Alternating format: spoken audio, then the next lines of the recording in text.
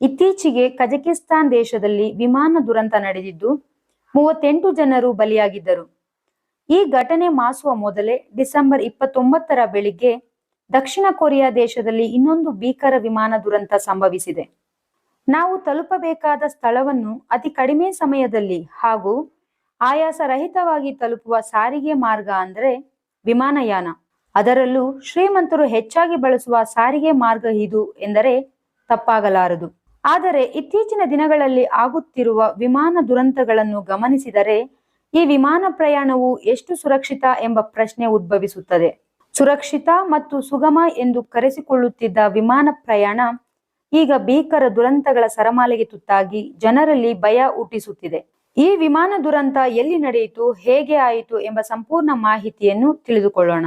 ಅದಕ್ಕೂ ಮುಂಚೆ ಯಾರೆಲ್ಲ ನನ್ನ ಚಾನೆಲ್ ಅನ್ನ ಫಸ್ಟ್ ಟೈಮ್ ನೋಡ್ತಾ ಇದ್ದೀರಾ, ತಪ್ಪದೇ ಸಬ್ಸ್ಕ್ರೈಬ್ ಮಾಡಿ.